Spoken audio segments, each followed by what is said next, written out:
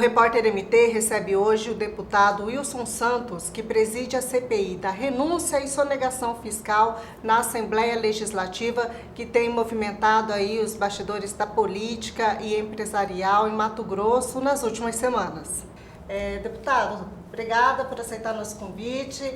Gostaria de começar falando sobre essa CPI que está pegando fogo no meio político, no meio empresarial. Nas últimas semanas esse tem sido o assunto.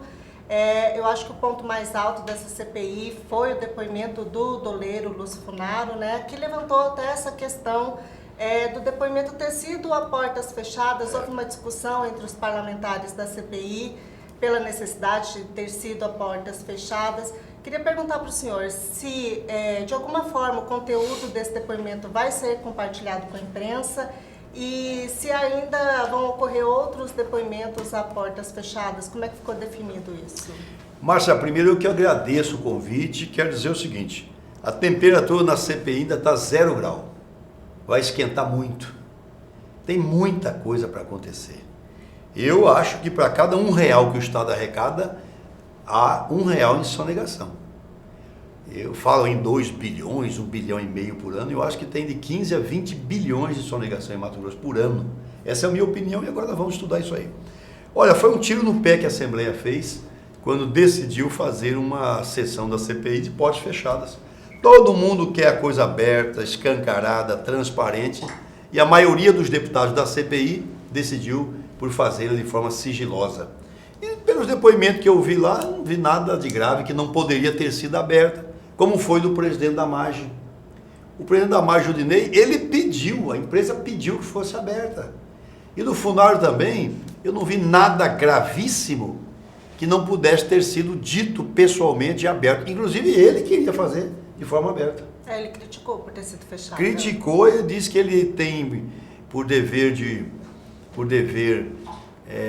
prestar colaboração em todas as CPIs, em todos os trabalhos que visam apurar na assinatura da delação dele, tem esse compromisso. E ele estranhou, falou, mas como? Todo lugar que eu vou, toda CPI que eu vou, na Câmara Federal, nos estados, é aberta, por que aqui é fechada? E eu não vi, sinceramente, que eu presidi a sessão do começo ao final, não saí nem para ir ao mictório, em nenhum momento eu fui ao mictório. Desde o começo até o final, eu não vi nada que não pudesse ter sido dito de forma aberta. O senhor acha, então, que não expõe o depoente à CPI de forma aberta ou enfraquece a CPI? Não, enfraqueceu foi a CPI. Uma bobagem dessa, sem necessidade. Depois os deputados reconheceram que foi uma bobagem, tanto é que a outra já foi aberta. Então não tem mais depoimento a portas fechadas? Não, eu espero, porque eu só tenho um voto lá, Marcelo. Sim. São 5 membros. Quando há um requerimento, eu sou obrigado a submetê-lo à discussão e votação. Tenho só o meu voto. Nessa votação, eram 4 titulares, o deputado Marcos estava ausente, foi 3-1. Deputado Gilmar, deputado Nininho e deputada Janaína Riva, os 3 votaram pela sessão sigilosa e só eu queria a sessão aberta. Então foi 3-1, perdi, mesmo sendo presidente, tive que me curvar a adesão da maioria. Vai mais quanto tempo o senhor acha para essa CPI conseguir fazer o trabalho ao qual ela se propõe? Por mim, essa CPI iria os 4 anos. Você viu agora, né? Essa semana aí o juiz dizendo que aceita a delação daquele cidadão Wagner Pimentel, foi assassinado. Sim. Quer dizer, ele já tinha começado a fazer a delação entregando um monte de gente boa. Mataram ele. Quantos já foram assassinados que você não sabe, Márcia? Que nós não sabemos. Quantos foram assassinados?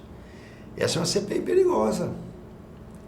Isso eu queria perguntar para o senhor, porque logo no início do ano, se eu não me engano, nos depoimentos aí a respeito do setor de combustíveis, as informações que foram reveladas foram informações assim, bastante pesadas, justamente aí citando ligação do crime organizado com o setor de combustíveis, né? O senhor acha que ainda com outros setores podem vir informações bombas, assim? Sim. Não tenha dúvida que esta CPI, se os deputados tiverem coragem, determinação, nós vamos desvendar muitos mistérios em Mato Grosso, mas muitos mistérios. Nós vamos encontrar respostas para muitas coisas. Agora é preciso ter coragem trabalhar muito, duro. Ela foi dividida em 4 áreas, né? É a área da mineração, que nunca sofreu uma investigação nesse estado, de diamante e de ouro. A área dos frigoríficos, que segundo a delação do Silval, pagavam aí 3, 4 milhões por mês de propina para o Silval. O Silval mesmo disse.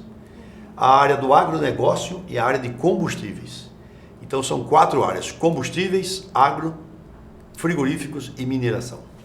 Essa área do agro, vocês já começaram a ouvir as pessoas? Ouvimos agora o primeiro, né, que foi o Judinei Carvalho, presidente do Grupo Amage, e já tínhamos solicitado informações aos órgãos de controle, o que é que eles fizeram com aquele relatório do deputado José Riva, de dezembro de 2014, quando foi feita uma meteórica CPI sobre a cooperativa Coalmate, o que o Ministério Público, o que o governo do Estado, que fizeram. Então nós estamos aguardando ainda o encaminhamento dessas respostas, desses documentos. Isso em relação ao agro. Eu estou perguntando porque esse empresário que o senhor citou sobre o assassinato dele, Wagner Pimentel, o Wagner, que estava fazendo uma delação sigilosa, né? Ele era delator de um sistema de negociação de grãos, né? Ligado ao agro, sim, né? Então, pode estar ocorrendo aí, supostamente poderia ter um envolvimento também, assim como foi citado, no setor de combustíveis também, do crime organizado. Márcia, muito boa sua pergunta. Com certeza, ele está naquela operação Crédito Podre, que investiga uma sonegação de 140 milhões de reais aproximadamente. E ele foi assassinado porque ele começou, agora eu não sei se ele começou, se ele estava no meio ou se ele chegou de terminar a delação dele, porque ele entregou todo mundo. E nós vamos atrás dessa delação. O senhor já pediu essas informações? Ainda não. Mas a CPI vai pedir? Vai pedir. Porque eu faço o requerimento, esse requerimento é submetido aos deputados, eles precisam aprovar pelo menos 3 votos.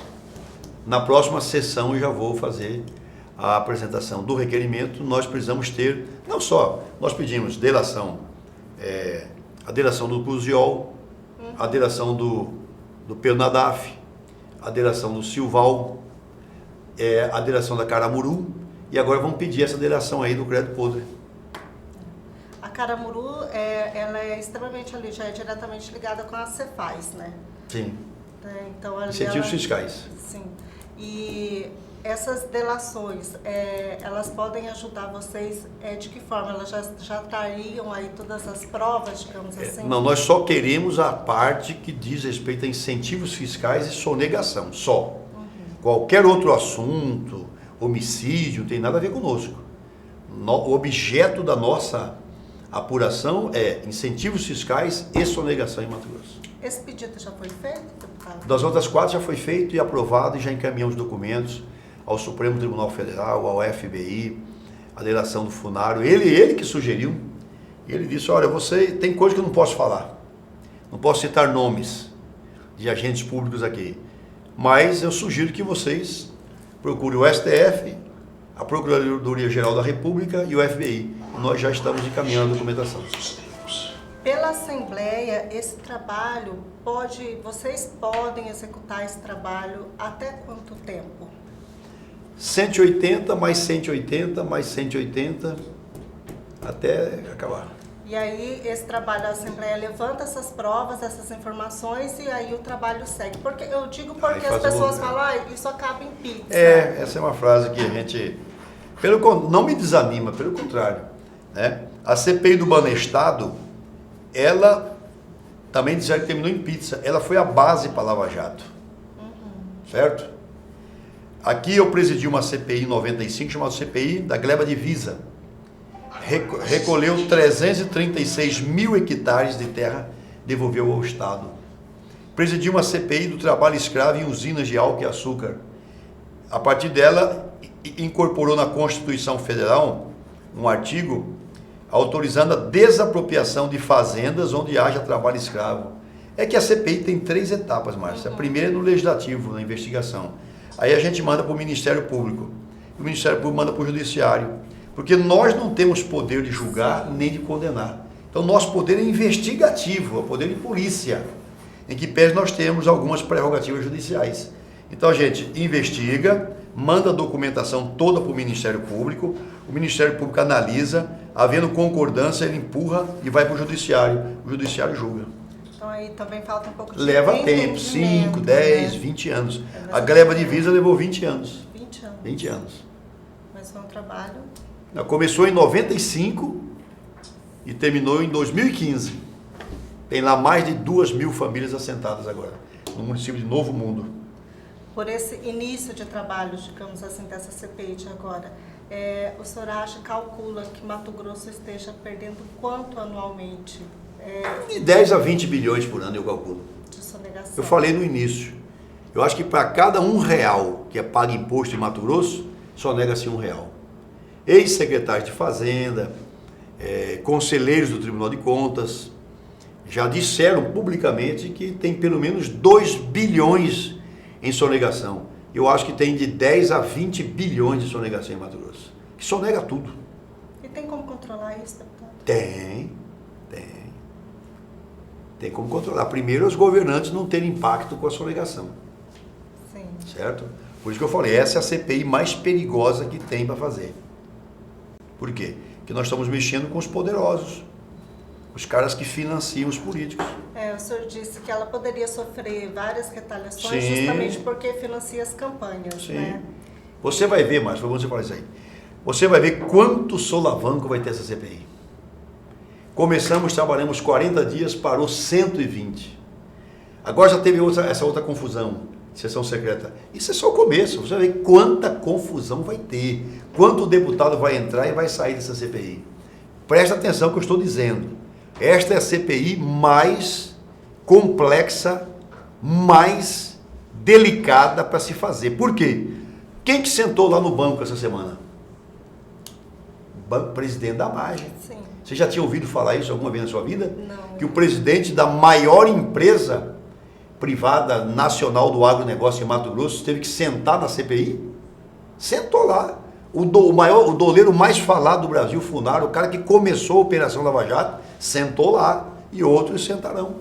Agora, para sentar lá, nos bastidores da CPI, é uma briga, é uma guerra, porque tem que ter 3 votos, pelo menos, para convocar. E aí, meu amigo, esses poderosos têm defensores que a senhora não imagina. E aí essas reuniões, infelizmente, são reservadas. Deputado, uma outra polêmica, né? O senhor vai longe, essa CPI vai longe, a gente vai acompanhar. A CPI, ela vai muito longe e por mim duraria os 4 anos e depois do novo mandato mais 4 anos e a Assembleia insistir até que acabe ou traga os índices de sonegação em percentuais civilizados. Essa situação ela precisa ficar demonstrada, né? Precisa ir à tona, né? O relatório tem que trazer provas, né? E precisa trazer provas. Por exemplo, aqui, Márcia. Mostrar de onde vem essa sonegação, quem são os maiores sonegadores. Essa semana a Cefaz já fechou 2 bicos de bomba aí na DNCPA. Olha aqui, Márcia. Lá já esteve 2 líderes do setor de combustíveis. Aldo Locatelli e Júnior Mendonça.